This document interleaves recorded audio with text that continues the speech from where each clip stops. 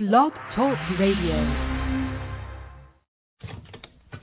Following ingredients include a look behind the scenes.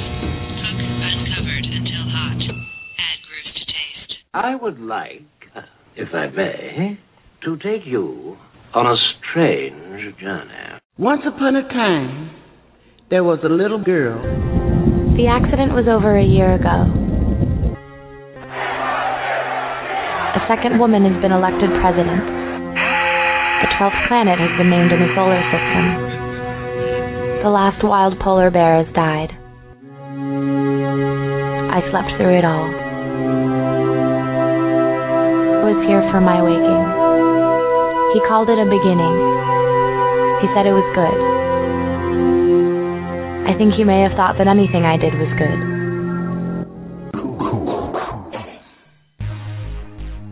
Welcome to Transition Radio, live from Wilton Manors, Florida, with your host, Mark Angelo Cummings, a show for trans folks, by trans folks, here to let your voice be heard.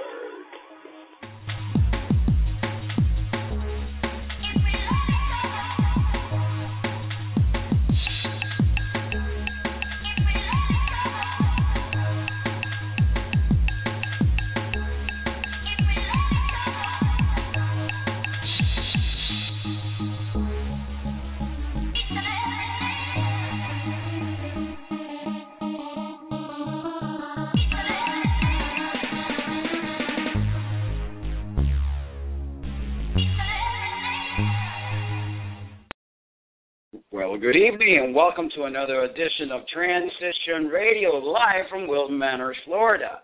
Well, I want to thank everyone for joining me yet again on a Tuesday night. I want to thank the chatters. I want to thank all the listeners, and especially I want to thank my guest tonight, Jenny Taylor. Well, tonight on my show, Jenny Taylor, who is a passionate trans woman and wants her voice to be heard, is here tonight. But before I bring her on, I want to thank my sponsor, thebreastformstore.com. They have everything you can possibly need for your transgender or cross-dressing needs. Visit their website at www.thebreastformstore.com and tell them Mark Angelo from Transition Radio sent you. Jenny is a trans woman who knew from a very young age that she was actually a woman. But because of her circumstances, she was forced to hide that part of her identity until she was well into adulthood. She quotes, "I've always been a girl. I knew it, and my brain knew it. All my friends were girls until the 4th grade. My family and my teachers were not happy seeing me as a girl because all they saw was my outside appearance. No one inquired about my inner identity. My family and teachers told me to stay away from girls. One Monday morning before school, I was shocked. The teachers told me I was no longer allowed to do anything with girls. My mom sat me down and said that I would no longer be having birthday parties with girls.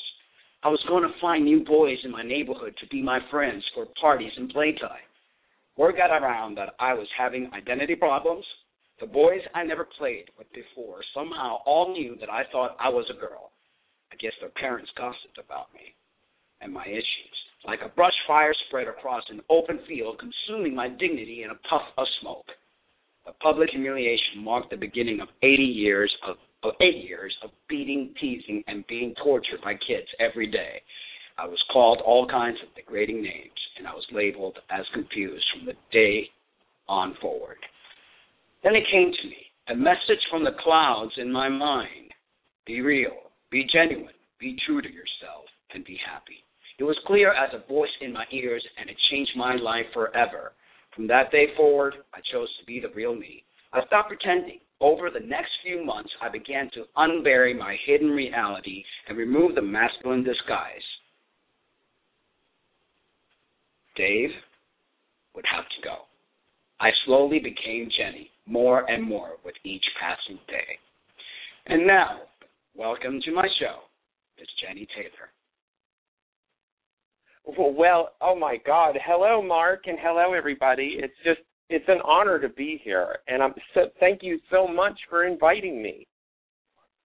Well, I think I've been watching your YouTube videos for a while, and we belong to a same Facebook group, so I get to watch the videos, and I'm always very interested in seeing the lives of other transgender individuals, and that's why I created this outlet of this show to bring forth the many interesting stories and let the world know, let our allies, our enemies, and everyone know who and what we're all about so they could grow and learn and open hearts and minds.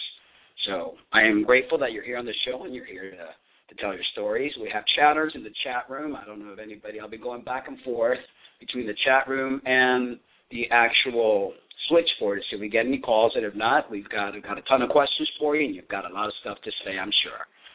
So also I want to let everybody know that the show is live for 30 minutes. After 30 minutes, it goes into recording mode, but you can catch the entirety of the show on demand 15 minutes after the show ends. So now that we got that out of the way, I want to take you back in time and let the young child in you express how she felt. And if you could speak to your loved one's heart, what would you tell them, or what would you say? Oh, well, what I would tell them is that, one, I know you didn't understand, and if you're feeling guilty, I can't let you off the hook. But one thing I can do is forgive you for maybe not understanding back in those days in the 60s and the 70s about transgender people and who we are. So I want to say that first. But second, I wish that someone would have asked me, Mark. I wish someone would have said, Jenny, I wish that, you could explain to me what's going on, because I notice things are going on in school. I notice that you only like to play with girls, and that little Debbie, that's funny. It's not a snack cake. She's my friend. But anyway, my friend Debbie at the playground, she was my best little friend, and someone should have asked me, listen, son, quote unquote, why is it that you like to hang out with girls? Why is it that you're interested in girl things? Why is it that you kind of act, a certain way that typical boys don't act like? Why is it that, you do the things that you do? I wish that someone would have asked me, and I think that it would have made life a whole lot easier. But, Mark, that was in a day where, oh, my God, if you were even gay or something, nobody knew what to do with that. So I really, as I look back in history, I kind of, now don't get me wrong, and I know my trans brothers and sisters understand when I say this, that, there's no excuse for treating somebody badly and discriminating, but at the same time, in those days, there was such a lack of knowledge that some of it wasn't as much bigotry as it was just ignorance. And so I can't, put people in front of a firing line. But what I can do is hold them accountable and then say, hey, look at me now. Look at me today. I'm not your son. I'm your daughter. Look at me today. I'm not your nephew. I'm your niece. Look at me today. I'm not your grandson. I'm your granddaughter. And that's what I'd like to tell them. I think a lot of it is fear. And if you look today in modern time with all the information that we do have there, they've got Russia is doing terrible things to transgender individuals. Oh, yeah. India. It's crazy. And I think they've got this notion that it has something to do with sin, that has something to do with choice and behavior, and they don't realize that 1 out of 80 babies are born with some sort of gender identity anomaly. That means they could be intersex. That means their gender and actual genitalia do not match. This is biology. This has nothing to do with psychology. This has nothing to do with I want to be this way because I feel I look cuter in a dress. People need to become educated and stop the stupid ignorance. And I understand, we need to forgive people because being angry is not going to solve anything, but we need to educate people, and we educate people by being visible. Right, precisely, Mark. And you hit it right on the head, but ignorance isn't an excuse either. And I think today what's happening, unlike previous in history, like I mentioned, because I'm kind of old, but anyway, I act young, but today what we could do is we don't have, any excuse for the ignorance. We have, all kinds of wonderful things like Transition Radio where people can tune in and listen. We have Facebook where I have a huge outreach there. We have, and so do you, where we have all kinds of things with social media that we never had before. And that's kind of how I transitioned, by the way, is through great people like you doing wonderful things, like making videos and me hearing people that have gone through the same experience. Maybe somebody's listening right now And as they're listening right now, Mark, they're saying, oh, my God, this is my story. This is my story. And, Jenny, I connect with you. And so I didn't have that, though, back in the 60s and the 70s, or I should say even the 80s. I didn't have these things so at all, and I was kind of left floating in the atmosphere, knowing my reality, but not knowing that anybody else out there was going through the same thing I was. And it's really groundbreaking when you find that other people are going through the same thing. I transitioned back in 2003, and there was hardly anyone. There was a few trans guys. I mean, there was more, I'm sure, than back in the 70s. But in 2003, there was still not as much as there is today, and that's one of the reasons I vowed to come out, and I vowed to be a voice and an advocate. I've been advocating since I came out back in 2003. Now, the initial question was, if you go back in time and you let that young child inside of you express how she felt, because I know when I was growing up and I was little, and I was very confused. My mother would force me to wear dresses or would reprimand me for acting a certain way. I was confused. I felt scared. I'm like, what am I doing wrong? What did that little girl inside of you feel? Oh, my God. I felt, feelings. I felt trapped. I felt betrayed by people whom I trusted. And, that brought me into this world to be myself, to be the person that I was born to be. And then when I expressed that, example, loving girl things, being a girl, acting like a girl, so on and so forth, then I was stopped. I felt so violated. I felt so imprisoned within my own body that I was locked up. Every time I looked into the mirror, I saw something that differed from what, and we can talk about this, the body map or that image map that we have, and our brain knows what it's supposed to have or not have, like a big inventory of a warehouse. It knows what parts are it and isn't it. You know what I mean? It knows. And so as I looked as a child, I was just so confused. I knew who I was, but then people were telling me I couldn't be. And so, and like you said, I had to wear these, oh my God, these big old turtleneck sweaters and these, 1960s, 70 clothes and stuff, which were for boys. I'm going to have you on the TV show most likely mid-September so we can get more into it. Because I think it's important that people really share their inner feelings and let people really know what we're going through without the whole melodrama, because it's dramatic, but at the same time I want it to be more educational and eye-opening than dramatic. And we only have 30 minutes for the show tonight, but I want to really start bringing in guests that are not just the actors, the singers, but all the type of creative type of individuals that are out there that are transgender. I also want to start bringing real people to express their story, their feelings, so that people could actually see. Let me go to my next question. What was the most difficult moment for you during the realization that the world did not see the girl or woman you felt you were inside? Oh, my God. It was the fact that I couldn't really be myself. I can remember, the time where I was on a playground in that fourth grade incident where I was, with Debbie, my little best friend, and when I was taken away from her, she had muscular dystrophy, and I didn't know it. I was very young. And so when they removed me because she was a girl and they didn't want me to hang around with girls and stuff because they thought I'd start acting more like a girl, crazy stuff, she died, and she disappeared. And I couldn't say goodbye to my little friend. I couldn't. That was one of the most tragic things. And then immediately following that, like the next week or so, that's when the school thing happened. I wasn't allowed to talk with girls, touch girls, see girls, do anything at all, and my whole life was ruined. And it just drastically changed everything. The other thing that was absolutely tragic for me was the fact that I had to be somebody I wasn't, a guy. That meant I had to act like a guy, and my brain doesn't work that way. I don't know how guys think. I don't know how guys act. So I had to put on this masquerade, which made problems for my job. It made problems for can you imagine a woman being a husband? Well, don't get me wrong here, but just think in lines of gender, traditional male-female stuff, okay? It was impossible for me.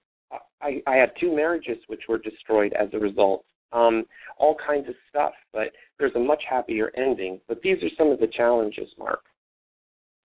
I mean, it's people don't realize that our gender center is in the brain. It's a program that takes place at 8 weeks gestation, right, when we're being created. Mm-hmm. And it's not as simple as turning a switch on and off.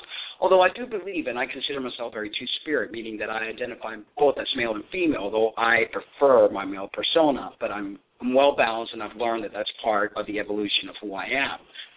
But people need to look not just at genitals. They have to look at how a child acts. A little boy doesn't act feminine just because of the heck of it. You know, you can't exercise him and bring in the priest and do 3, Hail Marys and hope that the demon goes away. I mean, it's we are, and people need to start to respect that. So let me ask you, who was more understanding during your transition? Your mother, your father, your siblings, if anyone at all? And please share, with us what they said when you revealed your true self to them. Okay, well, I love this question because when the only person who knew was my grandmother. My mom and my dad, they knew, but they couldn't face it. You know what I mean? So that's why I think the fear came, because I was acting like a girl, and they didn't like that. So I couldn't tell them. I mean, I tried, but it didn't work very well. My dad bought baseball gloves, football stuff, and you know what I mean, to try to force me to do guy things, like somehow that would magically change me. And then with my mom, poor thing, she didn't know what to do. Okay, so my grandma, she was the most wonderful thing. Do you know what she did? First of all, she had a name for me. She called me Dolly, like a doll, and her name was Dolly for me. So, and that was such a sweet little endearing girl name for me. And then what she would also do is I can remember being in her kitchen, and she knew I was different from everybody else. And she taught me how to cook. She taught me, she was very old-fashioned. She taught me how to clean. She taught me, she'd put an apron on me because I wanted to wear that apron, She taught me how to do the dishes. She taught me how to do the laundry because I would follow Grandma everywhere. I wanted to be like Grandma because, inside I was a woman like Grandma was. So just like any little girl, I wanted to emulate my grandmother. So she was absolutely wonderful to me. The other person that was wonderful was my Aunt Dory, which was my grandmother's sister. And I couldn't come out and talk and tell them like you asked me, but what I did do is just be myself. And they knew that I was a girl. They really did. They didn't know what to do with it, but they were way more understanding than my parents were. Well, they felt you. Something very magical about grandparents, and they have this sixth sense, and it's amazing. And thank God for grandparents because they kind of fix what parents mess up, in a sense. So let me ask you, do you have any regrets? And if you could change something about your transition, what would that be? Oh, God, Mark. You know what I would change?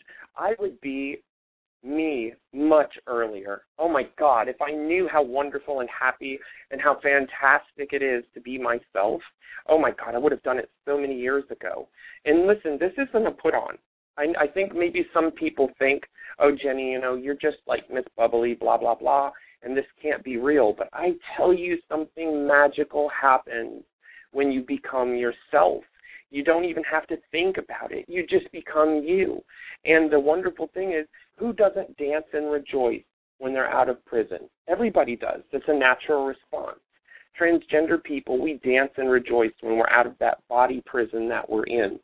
So for me, I would change the fact that I waited so long. Mark, I didn't come out until I was 47 years old. Oh, my God, I'm like old as dirt. And I wish that I would have come out so much earlier. I'm 49. I don't feel as old as dirt. Oh, well, you're old too then. No, I'm kidding. I'm teasing. No, well, listen, age is, relevant, right? It just depends who you're hanging with. So anyway, we're young at heart, Mark. We are. And all kidding aside, I think you're wonderful. And, what we need to do is to come out earlier. I think it's just, but I guess maybe that's not true. Let me back up. Each of us comes to a realization in our journey We can't, like, some of us aren't ready to come out. Some of us can't grasp and handle the truth. But, boy, if I could have, and if I knew what I know now, oh, my God, would I have come out earlier. I'm the happiest woman ever. And I want to share with transgender people the happiness and the joy that they can have, Mark. Definitely. Talk to me a little bit about your advocacy and passion. Oh, my God. Well, am I passionate? Oh, just a little bit. Well, I'm a Pisces, so I'm a little emotional and kind of, crazy anyway.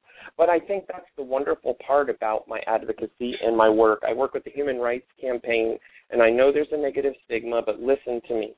I went to Washington and I talked with them, and I confronted the people who did the mistakes, and they confessed, and everything was just wonderful. There was a time of healing and a time of reparation and a time where things could come out into the open and truth could be known. And once I got the truth, I just embraced it, and there was healing there. So I'm part of the HRC because of their great outreach and things that they can do. I'm part of SavedAid.org, which is a wonderful local organization for transgender and LGBT community and transgender people, trans equality. I'm also part of the Aqua Foundation, which is a wonderful women's foundation. And I'm part of these groups. Why? Because, listen, we need as transgender people to make a huge statement in this world, and here it is, ladies and gentlemen. It's this, that in the acronym LGB, the T is not silent. A lot of times the T at the end of a word is silent, isn't it? It isn't when it comes to LGBT. And so I made a decision that, first of all, I was going to love my transgender brothers and sisters and do everything I could to help them. And that means joining huge organizations that are going to make a change. HRC, Aqua Foundation, SavedAid, GLAAD, there's so many that are so wonderful in regard to transgender people these days. We need to be active. So that's why I chose to be. Second, we have great opportunity now as never before to go and get laws changed. So my passion, Mark, is extremely intense. I just came back from Washington, D.C. and was part of the Leadership Institute there. And I'm going to New York City in just a couple weeks where I'm going to be part of a transgender conference there to learn how to use my journey as a spokesperson in a public arena to benefit transgender people. Folks, these things are available to us, and I think we should, take advantage of them so that we won't let people within whatever community is, LGB or straight or I don't care, religious, non-religious, whatever community you want to talk about, we're not going to let people just treat us like, oh, these are guys that like to wear wigs. Oh, these are women who have their hair cut short. You know what I mean? Like these stigmas and things that are just so untrue and unfair. We can't even use a bathroom. We can't even, do certain things without fearing we're going to lose our job. We need to fight for these things. So first, my mission is love. Next, like you said, Mark, so well, my mission is knowledge and education. And then third, or lastly, it would be activism, getting off my rear end and doing something to make a difference.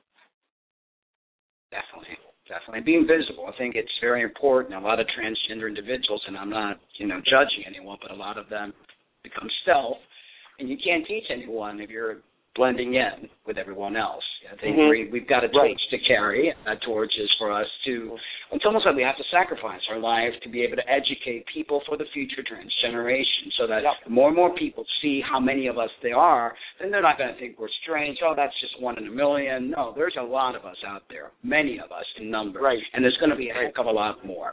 Let me ask you, are you happy now, and what advice do you have for other trans women who are starting out their transition?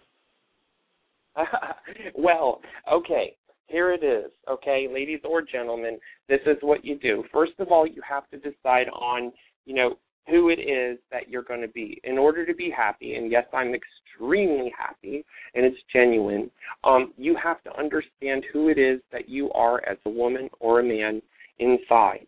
For so long you've been living like somebody else, you don't even know what makes you happy. So you have to figure out what that's going to be. And then once you decide on who you are, okay? And it's more than just choosing a male or female name, even though that's super huge important because that says a lot about you. What you need to do is take a look deep inside. What is it that you've always wanted to become, but because of gender exclusion, because of discrimination or whatever, okay, or just fear that you didn't come out? What is it that you would love to be if you were that man or that woman that you've always wanted to be? And then what I would say, I would sit down and talk with a therapist, talk with some people, get some guidance, and find a friend who's transgender. You know, there's a lot of us who will help you, guide you, give you advice. Everybody's different, but we love you and we want to help you. And that's the advice that I would give, Mark. Talking about that everyone's different, there's no such thing as not being trans enough. And I notice that in a lot of groups that these elitists that make people feel less than. It's like they've been judged all their life and then they come out as trans. Well, you're not trans enough. Or there are individuals that kind of feel like in between. They're what they call gender queer, or they don't want to take hormones because of health issues or whatever else. They just want to express themselves who they are, and that's all right too. And that's one of the biggest messages that I like to put out there, that there is no such thing as trans enough. And you don't have to feel like you have to belong in a box, because we went from one box to try to go into another box.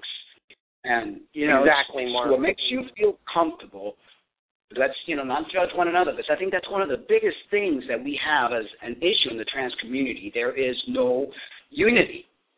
There is no community. I mean, there's just people fighting, and I believe this, and the other one believes that, and then in the long run, no one unites, and that's why we have no respect, and that's why our voice is unheard. So we need to respect each other's differences, unite, be strong in number, and get our message across. What is in store for you in the future? Oh, my God, nothing but, oh, well, my God, I think, just absolute wonderful. Being more and more of me, and you know what, more and more of helping other people. That's what just drives me. Oh, my God, it's just so wonderful to see people who are trapped and suffering and other things that finally, that, like you said, we could join together, and that, we could just be a family, that we could be a nation of people, so to speak, where we're united in voice. And there's a lot of organizations which are helping to do that for us and helping us to group and gather. But if we can't do it with, say, just me and you, Mark, if we can't just get along and stand together, then how in the heck are we going to do it with an organization? So it's just, for us trans people, and I got just a second or two here, that it's really hard for us to trust because people have been just so crappy to us, and I get it. But listen, you have to know who you can trust and who you can't. And then once you find out a reliable person who loves and cares for you, then got to take that risk and go ahead and put yourself out there and join with us and let us band together, because where there's numbers, there's strength, and we can help one another, Mark. We really can. But I just see a wonderful future of activism. I see a wonderful future of just, continuing to grow as an activist and a transgender voice all across the country. Definitely, and like we mentioned earlier, it's important to unite as a group so that our voices are heard. We will be stronger in numbers. We may not always agree on everything, but we need to learn how to agree to disagree and act like family, because that's who we are, a family. And the sooner we realize that it's not about the drama, the pettiness, who's got bigger boobies and who's got bigger, that's nothing. I mean, that's trivial stuff. Let's really focus on important things and get the world to see and hear our voices. I want to thank you so much for being part of the show. I definitely want to get you back on the TV show. You have a lot of very comical, entertaining videos, and I think your personality is awesome. So I think you'd definitely be good for the TV show. So I will be contacting you with a date so that you'll be part of Transition Radio TV show on Straight TV. Oh, so thank you, Mark, so much. Thank you. Thank you. I've got 47 seconds, so I'm going to start reading in the trans news. It's going to get caught off, so you guys can listen to the remainder on demand. Thank you, chatters, and there were very quiet chatters. They were just sitting there listening, so there were listening chatters, and no one called, but that's okay. I know you guys, a lot of you listen to this on demand. So here we go. In the trans news, the Daily Mail UK, Army releases photo of Bradley Manning dressed as a woman that he emailed to his therapist as the private takes stand to apologize for leaking documents in WikiLeaks. But on the same day that Bradley Manning finally took to the stand and apologized for leaking hundreds of thousands of classified documents to WikiLeaks, the army he betrayed released a picture of a troubled soldier wearing a blonde wig, makeup, and lipstick. He addressed the court after a day of testimony about his troubled childhood in Oklahoma and the extreme psychological pressure that experts said he felt in the hyper-masculine military because of his gender identity disorder. His feeling that he was a woman trapped in a man's body. Speaking in the courtroom at Fort Meade, Baltimore, Manning, 25, said, "First, Your Honor, I want to start off with an apology. I'm sorry I hurt people. I'm sorry that I hurt the U.S. I'm apologizing for the unexpected results of my actions," he told the military judge, Colonel Dennis Lind.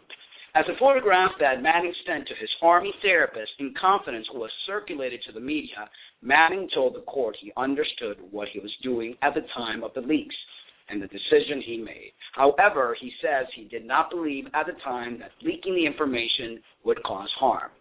"When I made this decision, I believed I was going to help people, not hurt people," said the former private first class who was found guilty of 20 out of 21 counts against him last month, including several of his espionage.